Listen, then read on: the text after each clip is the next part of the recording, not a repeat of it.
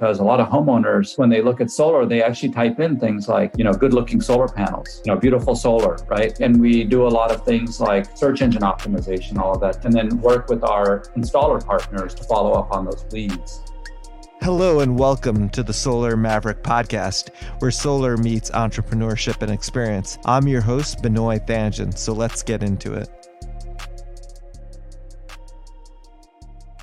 Hi, this is Benoy, your host of the Solar Maverick Podcast. I'm excited to interview Suvi Sharma, who's the founder and director of Solaria. Solaria is a residential solar manufacturer. They're known for their high output solar panels that delivers maximum energy production in a streamlined all-black design that complements the home's architectural style with more than 20% more energy per square meter than traditional panels. Their advanced Power XT solar panels pack maximum power into minimum space for industry-leading efficiency. Suvi is a thought leader in solar and PV innovation and is responsible for leading Solaria's strategic initiatives as it extends to the application of its technology. He joined the company in 2003. He's a seasoned entrepreneur with 20 years of experience in company formation, fundraising, talent recruitment, business development, and global operations of innovative companies in renewable energy, information, technology, and private equity.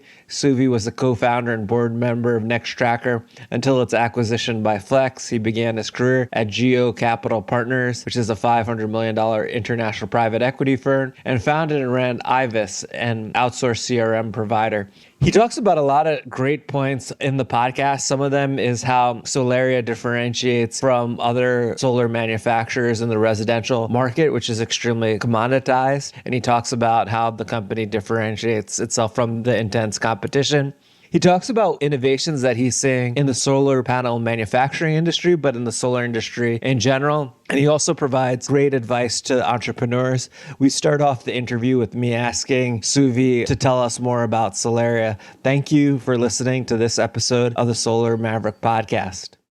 Solaria is at the heart of it an innovation company. We're a technology innovator. We've developed new products in the solar industry, namely solar panels, but also tracking systems. We spun out our tracking systems business about 6 years ago, called it Nextracker, which is a leader in trackers. And Solaria's core roots are really in solar panels. And what we do today is we supply and sell in the industry really the best solar panel we believe a customer can have on their home, on their roof, in terms of performance, aesthetics, and quality and reliability. And we sell those to a large number of installers, mostly that are small companies. They can be few people to maybe a few hundred people. And so we support them very actively to help them promote solar to the homeowner, to the consumer, and get the best products they can to put on people's roofs. Definitely. And can you go into more detail about how, for example, the panels, for a homeowner look better, or even talk about the capacity as well of the panels or efficiencies? Yeah. So just to start off with, when we developed the solar panel that we sell now, which we call the Solaria Power XT panel, my goal was really to create a solar panel that I wanted to have on my own roof, that I would be proud to have on my roof. That was actually the ethos of it. And so we really took the existing industry materials that we knew were reliable, silicon solar cells, glass, frames, things like that have been tried, true, and tested, because we want something reliable. It's got to last there for at least 25 years. But then we went for maximizing the power and the aesthetics, the all black, pure black look of the panel so that it looks great. So if we wanted to make solar aspirational, we wanted it to be something people want on their roof, not only because it's the right thing for the planet, but it's also something that makes their home look better and they can be proud to have on the roof. So that was the design ethos that we had. That all being said, so we wanted to go for maximizing power, reliability, the look and feel aesthetics, but it had to be affordable because we want solar to be mass market. We want it to be something that virtually everyone can get on their roof. So you have to make some decisions on maybe not the maximum performance, but also something that can be affordable. So you put all that into a soup effectively that comes out on the other end of a product, which is our panel. And what we pioneered in the industry was taking solar cells. We actually design our own solar cells. We don't manufacture the solar cells, but they're made to our specification. And then we have those made very tightly to our specs. And then we take those solar cells and we cut them. Solaria pioneered solar cell cutting, and we cut them using lasers into strips. So we take one solar cell and cut into 5 pieces. And then we slightly overlap each of those strips over the other, like shingles on a roof.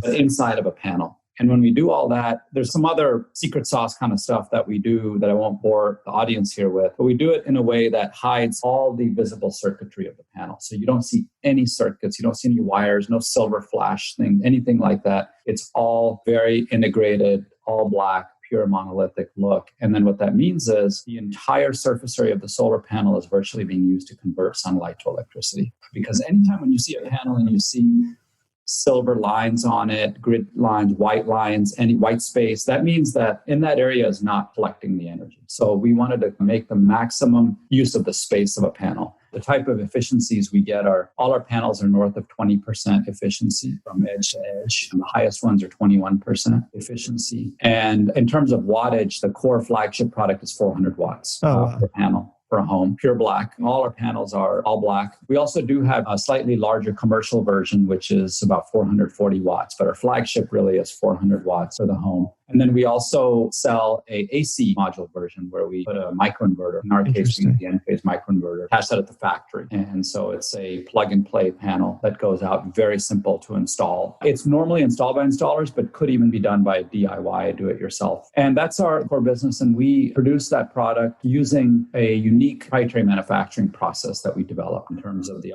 cell cutting, handling, assembly, overlapping into a final product layout and into a panel that we do. And we produce those panels, both some in the US and California from our line, as well as in South Korea, where we have a high volume production line.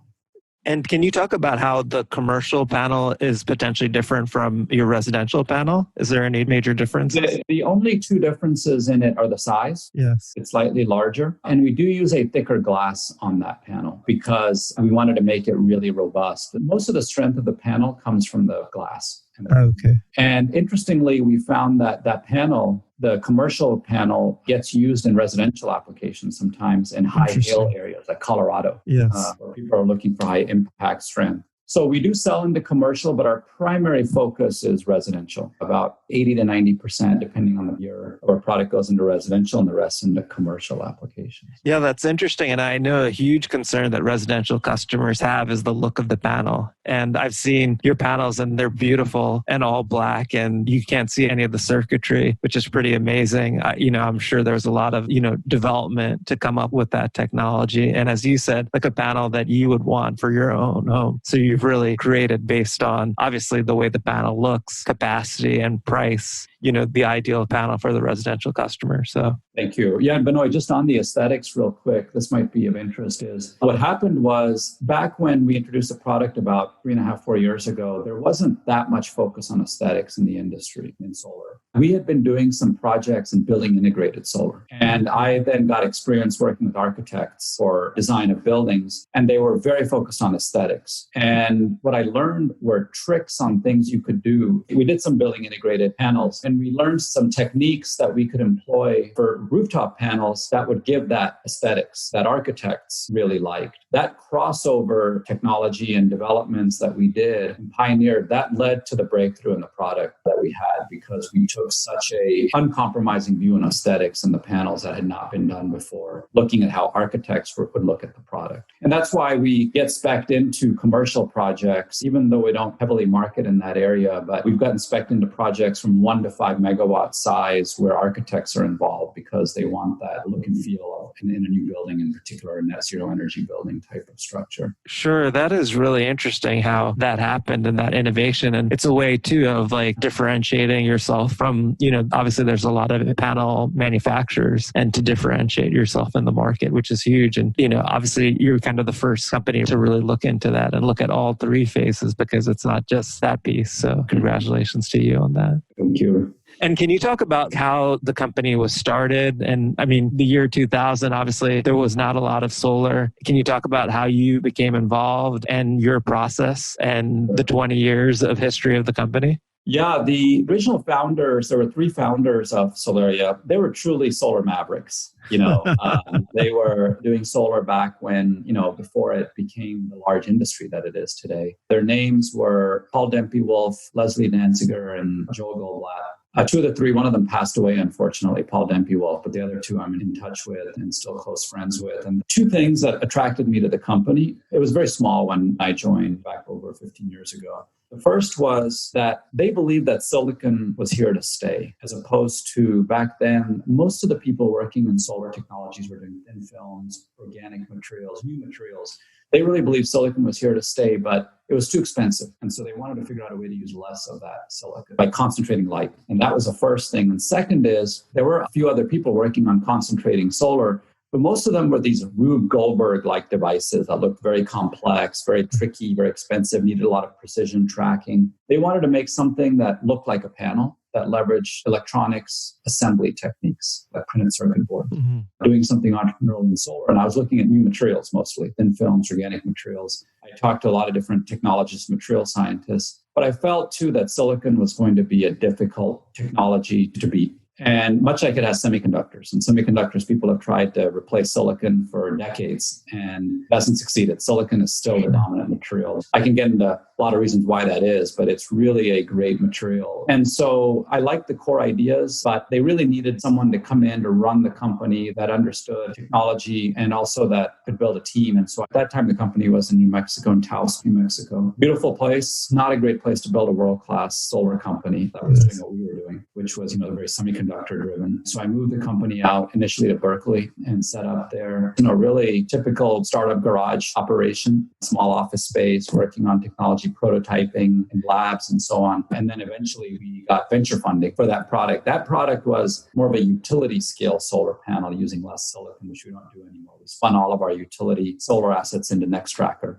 Nextracker then went on and became a strong success. And we're now focused at Solaria really on residential and small commercial and some few large commercial applications. So I'm proud of what I accomplished, what the team since I joined accomplished, but really would not have been possible without the original core founding team and real visionaries that were there that put together a initial technology prototypes, funding, angel funding, a lot of angel investors. Because back in those days, venture capital firms were not investing in solar. Yeah, and I can imagine how challenging it was to raise funding, especially from angels as well. So that's interesting. Can you talk about too, like how you got interested in solar? I know you were saying that, you were looking to get into a solar technology company. Can you talk about what led you to solar and why you're passionate about the space?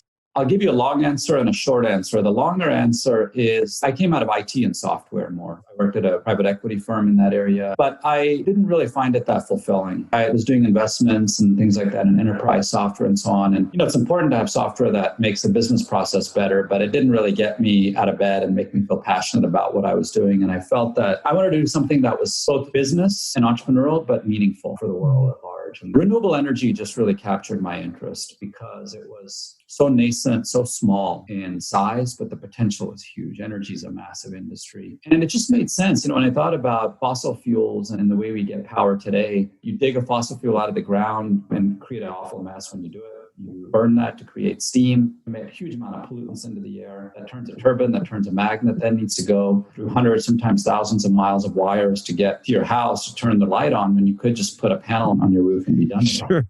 So aside from the fact that this is the right thing to do, it's just better technology. It's just that simple. And it's going to win because it's better technology. And that's what we're starting to see now is you can subsidize fossil fuels, which is much more subsidized than renewables, but renewables is winning because it's superior technology. That's why we're going to see electric cars take over the roads. It's just superior technology. So I like that and that it was the right thing to do. And then solar, as opposed to wind, at that time, wind was 10x the size of solar. Now solar is about 10x the size of wind. Yes. But at that time, there wasn't much technology innovation that it seemed. There was really more about project finance and it seemed like utilities were and big developers were going to dominate. Whereas solar, still a lot of room for innovation, both on the technology side and then on the market side. Because solar, you can have it in a village house or you can have it on a big utility farm. There's ubiquity there and many different markets. And so it just seemed like it was a great place to plant myself and that I felt like it was going to dominate the energy industry. It was going to become the core technology. So that's how I got into it. And then, I mentioned why I liked Solaria because it was a very practical approach as opposed to a lot of these moonshot approaches on materials. That's a long answer. The short answer is when I was looking and trying to figure out what I should do next, and I wasn't feeling that fulfilled in software and IT. My wife, at that time we were engaged, she said to me, why don't you get into solar? And I thought, that's a great idea. So that's probably actually what prompted me in the first place. Yeah. And did you have an interest as a child in getting into solar or? Interestingly that you asked that, I did. For some reason, when I was young, I thought I'll become probably a doctor or an engineer. You grew up in Indian household. Those are the two things that you're told that you should do. Although my parents weren't like that so much. They were very open-minded. But for some reason, I had gotten this thing like, it would be really cool to do a solar company. I don't know where that came from. Maybe I was reading something. And so it did seem like somehow I was coming back full circle into something that I was passionate about when I was younger. That's pretty interesting to have like that sort of interest when you're younger, especially, obviously there was not much solar at that time. And even when you got into the industry, it was still very early in the industry as well. So it's just amazing to kind of see how that happened. What was interesting, Suvi, like you were talking about how you're working with architects and new buildings and how they're very focused on aesthetics. Can you talk about like what products have come from that? I know you mentioned obviously, the residential product, but did any other like products come out of that, like VIPV or some other sorts of? The short answer is yes. We developed two different products in the building integrated sector. One was a semi-transparent glass window that could convert sunlight into electricity about half the efficiency of a regular panel, but you could see through it. And it's because we cut solar cells into very narrow strips, space them out. And so the way the human eye works is you can see through it like blinds, like, when you have window blinds. We did deploy some installations, but it's a very challenging business because you're really in the construction industry at that point. Yes. Takes a lot of different value drivers and a lot of different groups of people that you have to convince. Ultimately, what we ended up doing with that technology that I described for the time being, we still own all the IP in it. We licensed it to Asahi Glass, which is one of the largest glass companies in the world. And they have a product that they are selling and marketing and have deployed, which is a semi-transparent window solar product. And then there was a second product that we did, which is what's called a spandrel product, which is like any building facade, instead of using black glass or concrete, you can have effectively a solar panel. And that product, we have it on the shelf right now. We're not actively selling it because we're very focused and busy right now on the residential sector, rooftop sector that we're doing. But I do see it as a future product for the company that, making solar into a building material, I have a strong passion for doing that. Yeah. And I mean, that's pretty much the way the industry is going to go forward. So that's pretty interesting to hear about those two products. Can you talk about how like the business model has changed because of intense foreign competition for like solar manufacturing and how that's changed your company's business model through the process? We've gone through quite a bit of trials and tribulations competing against, large, well-funded Asian, primarily Chinese manufacturers. Yes. Original business and product was in the utility scale solar arena, which is a solar panel that used less silicon. We got crushed in the economics on that because the Chinese manufacturers were able to produce product at very low cost and had the capital to build massive factories to do that. So what we saw in the utility scale solar was, frankly, we didn't see we can be competitive in that market. But we did have a very competitive market-leading position in tracking technology, which is why we decided to continue with that and form Nextracker. And the reason why that business was able to be successful, even though utility-scale solar is heavily commoditized, is the tracker is a tracker, but there's a lot of customer interface and customization work that needs to be done at the project level. And so, for example, designing the system, what kind of piers and foundations, how far spaced apart, how do you maximize energy yield, all these things. We developed actually an industry-leading customer application team to work with developers and EPCs. That was not being done. That actually was one of the core things that allowed us to break through. I'll call it customer intimacy, basically. It was key for us. And the hardware itself was not enough. So that's something I learned, actually, in terms of what Solaria is going to do is we can have a lead in terms of hardware and product, but that's not going to be enough. We need to have another element. And that's why I focused on the residential sector, because in residential solar sector, the product is important, but there's other things that matter. Supporting the installers, making sure they get the product they need. For example, rolled out design and proposal tools. We do tools to help sell into the home. We do lead generation for them and market a lot for them. We work to build our brand. So these are things that are not purely putting a factory somewhere. It's a lot more around the customer delivery, how do you delight the customer? You have to do the other things like scale up factories, upgrades and lower costs and all those make the product better. But it's those other things that also are equally important that allowed us to build a sustainable competitive advantage in a very, very commoditized competitive environment. Definitely. That's really interesting. And that makes a lot of sense. Can you talk about like how you're able to brand your company? Because obviously, as you mentioned, there's a lot of commoditization and building that relationship with the customer, which is first, I guess, the residential EPC installer. Well, most people don't think of solar panels as exciting or sexy. Yes. We do.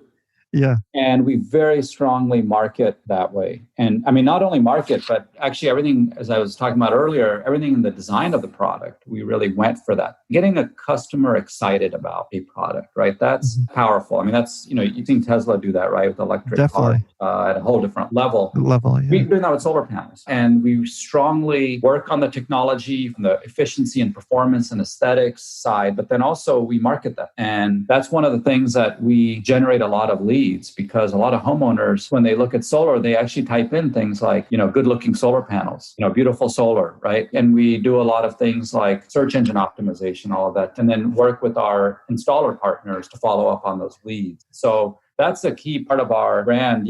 One of our installers says, installing our panels, it's kind of like installing an iPhone on a roof. And that was very much the goal, is to create a strong product, but also a strong brand around that product, which was the panel, which is something that had really been, I would say, for the most part, people were sort of like, okay, I'm done with panels, let's go to something else. And that's one of the opportunities I saw was, okay, when people are kind of given up on something, there's an opportunity here to do something different. Yeah, definitely. That's pretty amazing. And do you help with like financing as well? Potentially like for the residential customer or even the installer with construction financing? Generally, we don't. There are many good residential loan providers out there. There's about half a dozen that have 90+% of the market. And they have a good business doing that and very efficient business doing that. And mainly what we do is make sure that our product is on their list of products that can be financed, which it is. Oh, that's great. So virtually, if you go to any of the leading loan providers, Loan Pal, Mosaic, Sunlight, Dividend, Solaria is on their approved vendor list. So that's the first and foremost thing. What we are doing now increasingly, as I mentioned about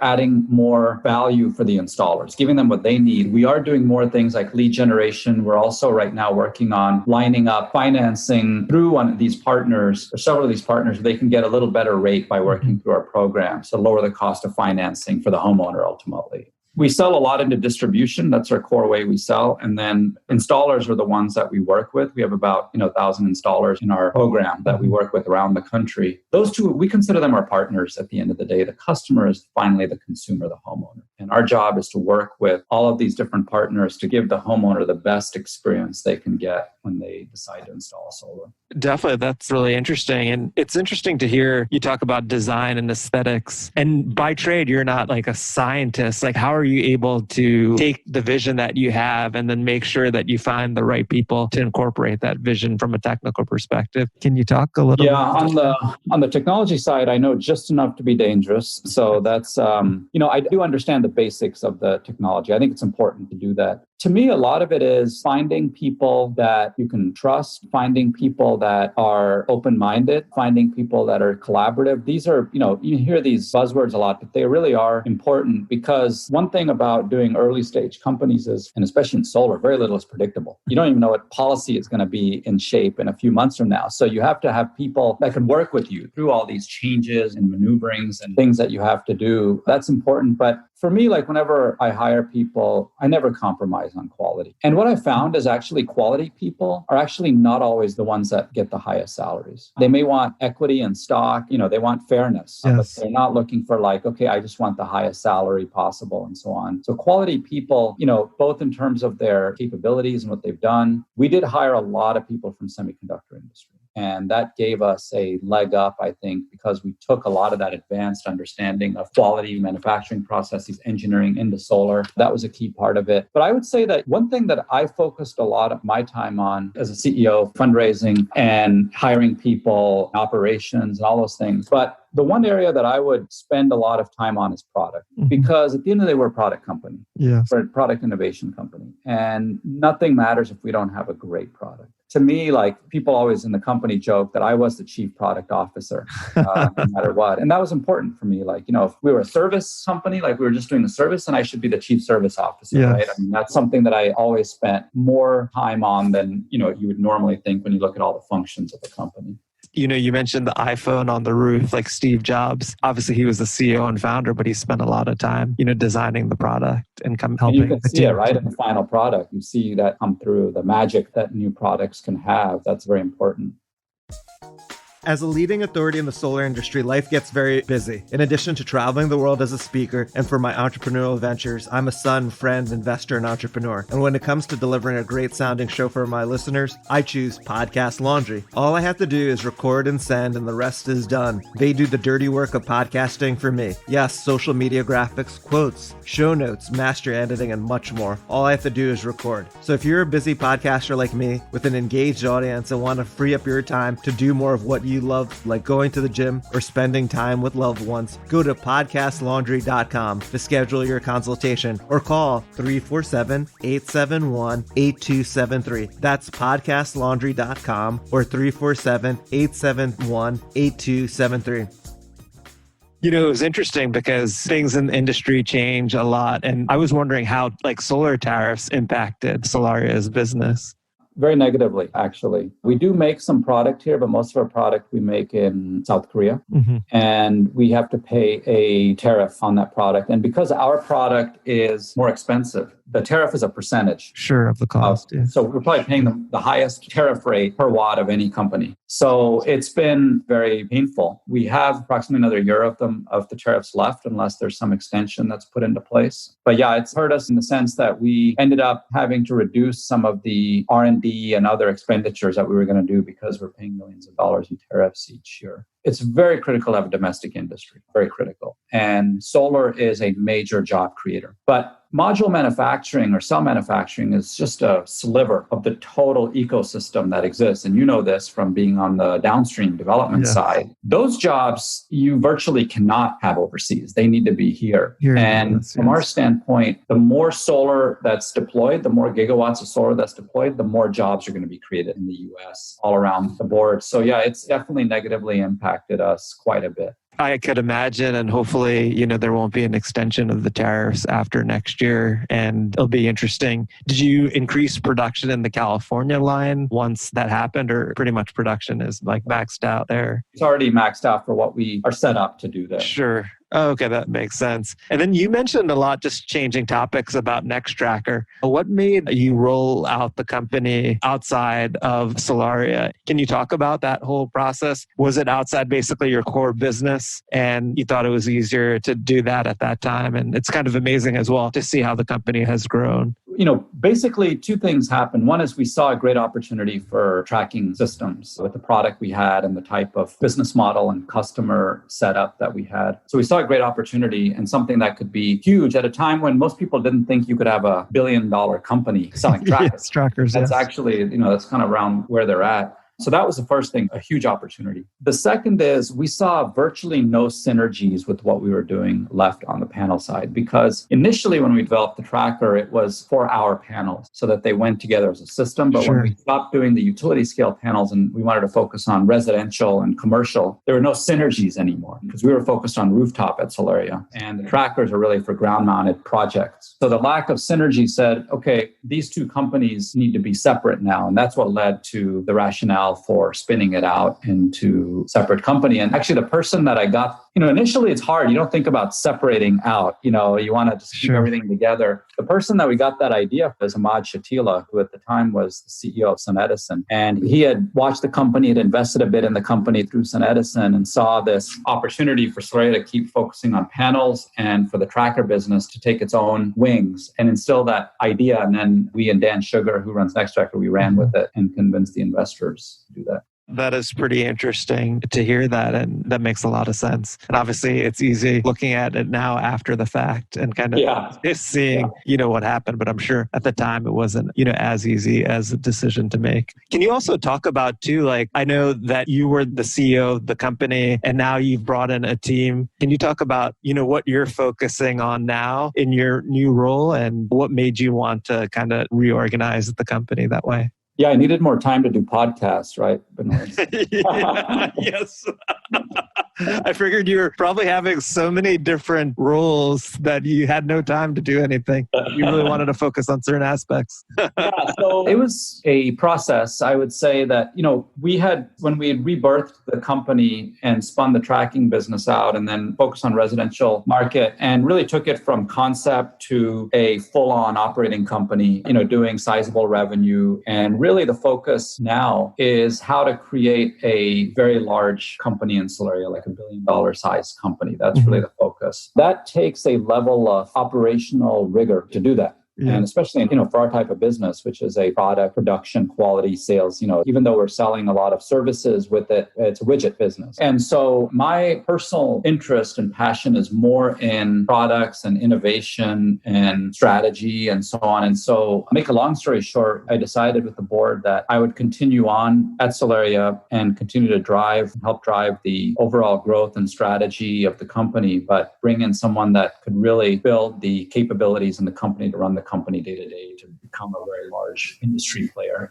And so we did that. I have two really solid, very experienced, very talented executives that I work with closely. Tony Alvarez, who's the CEO, comes out of some in solar, but mostly semiconductors. And, he's a real nuts and bolts, strong operations executive. And then Howard Wenger, who's our president, who comes from solar industry for really his whole career and was a SunPower for a number of years, has a lot of experience in the sector, building demand generation and customer focus. And so I work very closely with them, and he's running the downstream of the business, sales, marketing. Those two really drive the core operations and day-to-day of the company. And then I'm working with them really on growth strategies. And so we've got several of those, really doing more of this marketing to the consumer that then drives the whole demand for all of our channel. We've started doing that, and it's really having a positive impact on both the brand and the demand generation that's going on. So there's some things like that. Some other things that you'll hear from us in the next 6 months to continue to grow, because the industry, even though it's matured, it's still very dynamic, actually. And when it comes to residential solar, now there's storage and people are going to have electric cars, all electric homes. We see an ability to utilize the platform that we have to build on that and really continue to help drive that migration to be, all electric, clean energy homes that people can have.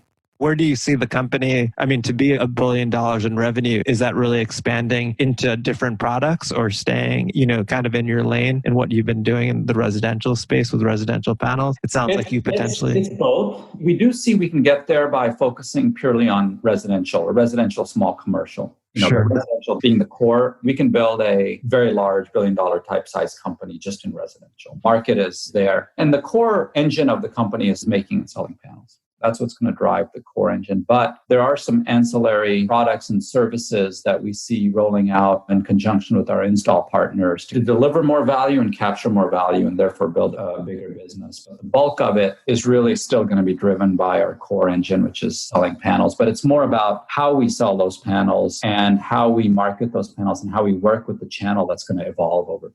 Yeah, definitely. That's so interesting to kind of hear your perspective on that. What trends are you seeing in solar technology?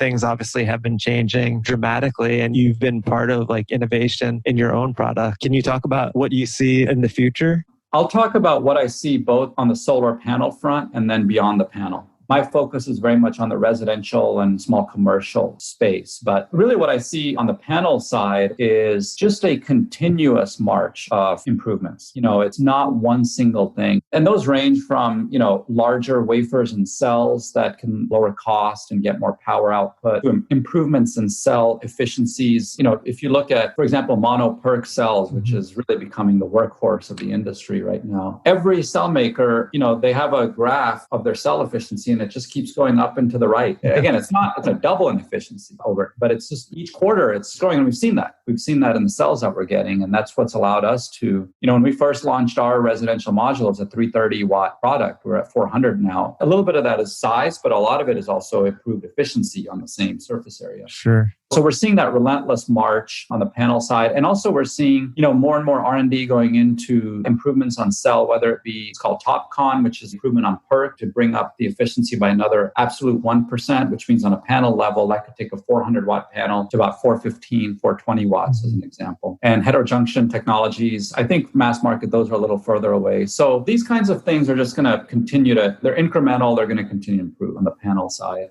It's interesting because if you look at a residential application, the solar panel is only 15% of the cost of the system, right? It's all the other things. However, if you increase the power efficiency of the panel, the performance of the panel, all those other costs do come down per watt. So efficiency is a key driver. But then I think there's a lot of innovations going on beyond the panel. The power electronics, if you look in residential, almost no one uses a pure string inverter anymore. It's either microinverters or optimizers, and we're going to see those continue to come down in cost and price over time. And that's going to improve system performance and configurability as well. And then we're seeing a lot of interesting developments on soft cost and soft side. So I mentioned, for example, we rolled out our own online design and proposal tool that installers can use on a phone. You can use it on a computer. And with that, you can design the system. It looks really aesthetic the way it is. You have a proposal generated. And then if the homeowner is ready and signs, within 24 hours, our installer through our system gets the permit package. And then they can go to the permit office. And the permit offices are going to go increasingly online, right? And digital. And this starts to really collapse the time frame required, the cost required. So really delivery, logistics, permitting, all that, we see huge opportunity, especially in residential, to bring efficiency and collapse the time and cost that's there. And we're working a lot beyond the panel on really the digitization of that to do that, because that's what's going to really fundamentally be key driver for mass market and adoption of solar in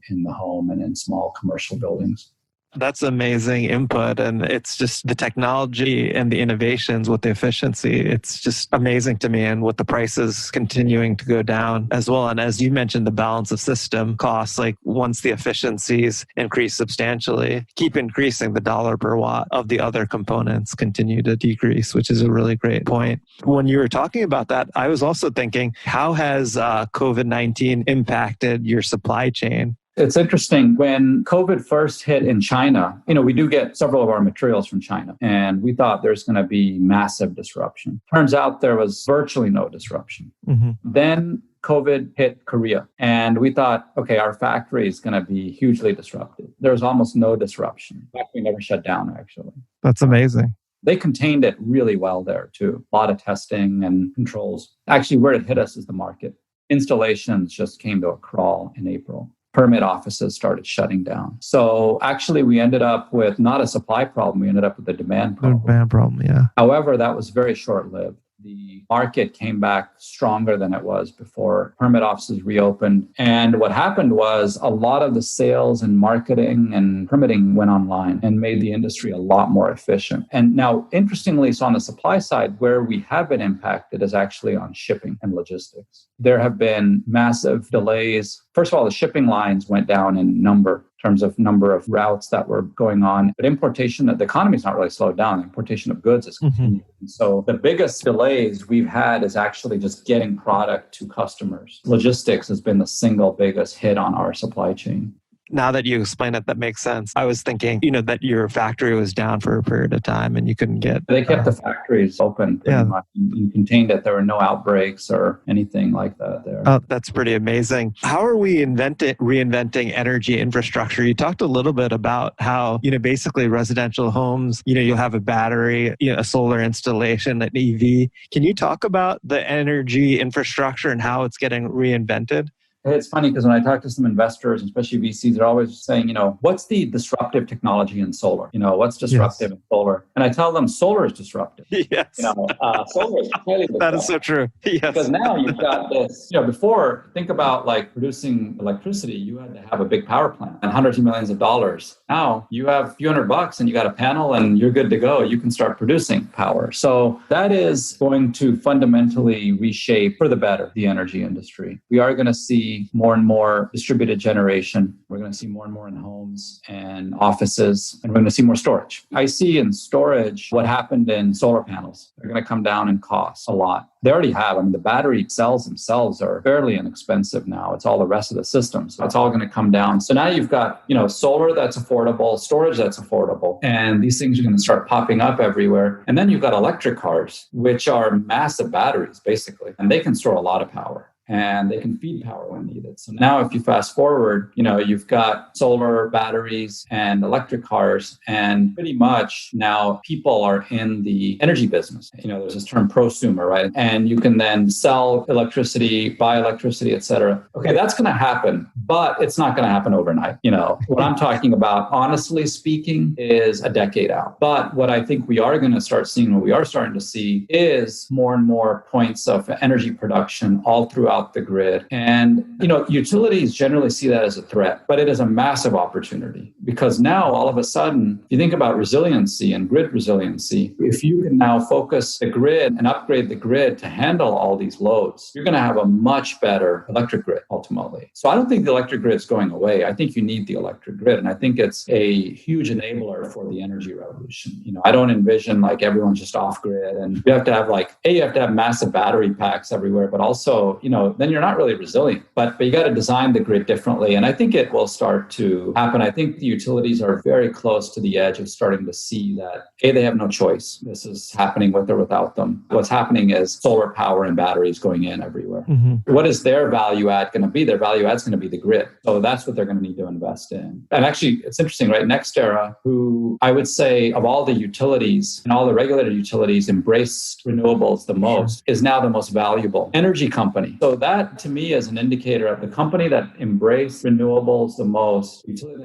is now the most valuable energy company in America. That tells you a lot right there. And I think that eventually at the end of the day, one thing about the American economic system is it's very shareholder driven, for better and for worse. Yes, right? That's true. Yes. And many times for worse, many times for better. I think in this case, for the better, that's going to have an impact on all these other utilities that are saying, okay, we better be more like them or we're going to get left behind.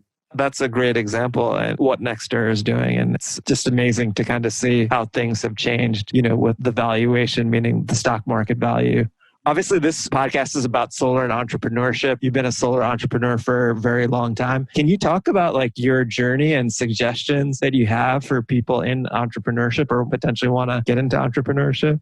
I think misery loves company, so I invite everyone to entrepreneur. The thing about entrepreneurship that I found is the highs are high and the lows are low. It comes with the territory. But it is, there's a sense of independence and creativity that you get that's very addictive. My focus right now is less about entrepreneuring myself. I mean, we are continuing to entrepreneur in a way and innovate at Solaria, but I'm also spending a little bit more time right now to help other entrepreneurs, especially this journey of raw startup or 0 to 100 million in revenue. I've done that now a few times. So I want to also give back and help other entrepreneurs. But yeah, I think that, there's still a lot of room in solar to innovate and entrepreneur. That's one of the things I like about it because it's not just in the hands of a few big utilities or a few big energy companies, right? There's a lot of different areas to continue to innovate, whether it's we're on the panel side and there's systems, there's balance of systems, there's install, financing, a lot of different avenues to innovate. I think one area that's ripe is in the commercial sector. I feel like commercial has been kind of this no man's land, but it makes so much sense. And I think especially with storage now for things like demand charge reduction and so many opportunities there. So I think there's a lot of opportunities to do that. And the thing that I would say is in terms of doing a business in solar, two things I think entrepreneurs should keep in mind. One is that China and Korea, a lot of these countries, they are very focused on solar, much more actually than the US is, and in supporting companies. So it's important, and we learned this, to have business models and businesses that can compete against those companies that generally are larger, have more funding and ability to withstand losses for a period of time. So mentioned how we were able to do that in trackers and in residential solar. It's very important that, because if you see, I'm going to do something and there's half a dozen big Asian manufacturers that are all doing it, going to be very tough. to compete unless you got something different that they can't offer. That's the first thing. The second thing is, while there is now more and more investor dollars coming back into solar and renewables, investors are very cautious and they're sometimes hesitant because there's been so much money lost too. Back in 2006, there were billions of dollars of venture capital that flowed into solar and clean tech. And unfortunately, a lot of it, there were some big wins like Tesla, but a lot of it, they lost that money. And so they're shy about it and gun shy about it. And so it's important to have a business model and a business that can attract that funding and make sure that investors are going to get behind it. Yeah, definitely. That's pretty interesting perspective. Can you talk about how you've been very successful in fundraising and maybe some advice that you would have? I know you've successfully raised, through angel investors and VCs. Can you talk a little bit about that experience and any suggestions you would have for an entrepreneur looking? I think one of the most important things is really the team and the passion of the team. At the end of the day, investors are investing in the team. There's a lot of things that'll change around them, the market, competition, and so on, but the team is really critical. So when I say, what do people look for? Is the CEO or founders or team that understands the business and the market and how to create unidentified opportunity in it. It doesn't mean the team has to have 20 years of experience in this, but do they really understand the market and are they realistic with what they can do? And are they passionate? That's number one thing. And I've worked in the venture capital world too. And one thing that is a red flag for investors is when entrepreneurs underestimate the competition, because that means that they are going to get potentially run over by the competition. So It's very important to say, hey, here's my competitors. They're formidable or they're really good at this, but here's what they're not good at and what I've identified. And here's why I can win. And not speaking badly about them, but just that, hey, these are great companies, but really not underestimating the competition, I think is really key. And then the third is, what I've found is in terms of creating business plans is be very realistic and pragmatic in the near term and dream big in the long term. Because everyone likes to see huge hockey stick growth number. Investors love that. They may say they don't care. They love it. It's like cocaine for them. They love seeing that. But they look at okay, is the team being realistic with the amount of funding they need? And are they going to get to that place where they achieve liftoff or not? Because at the end of the day, once you can make it through the valley of death that a lot of startups go through and you've got a business and how it scales, hard to predict right now, but there are businesses that just take off and investors can get behind that, but be very realistic and pragmatic, especially for the next kind of 12 to 24 months. And then you can dream big after that. That's great perspective. What about, founders valuing their companies too high, and expecting a lot more equity? That's dangerous.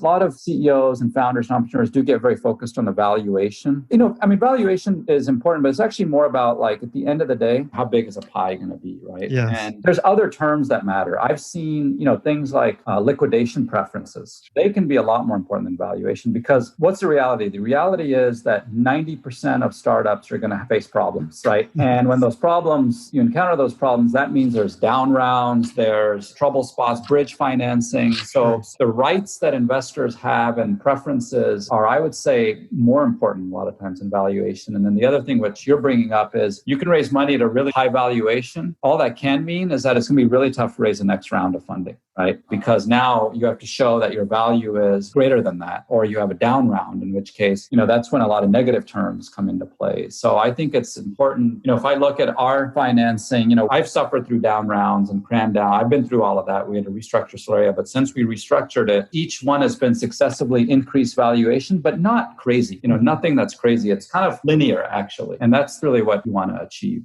Suvi, this has been an amazing interview and I appreciate your time today. There's a lot of great perspective. If people wanted to learn more about you or Solaria, what's the best way to learn about the company or you specifically? People can check out www.solaria.com, Solaria for the company. There's some information on me there as well. There are a few things on YouTube and all that I've done some talks here and there. Some of them are a little bit outdated, but they're there. And if someone wants to, contact me or see how to work together, they can feel free to contact me, Suvi, Suvi at Solaria.com. This is an amazing interview. We'll also have all the information on the notes of the podcast. I listened to your videos as well on YouTube, and they were pretty helpful, and I learned a lot from it. So thank you, Suvi. I appreciate you being on the podcast. Thank you, Benoy.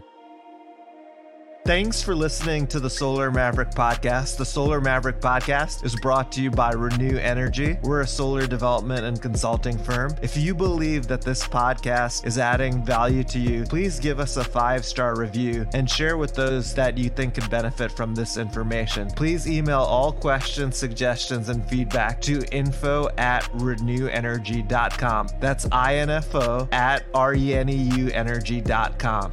The Solar Maverick Podcast is produced by Podcast Laundry and executive produced by Benoy Thanjan and Kevin Y. Brown.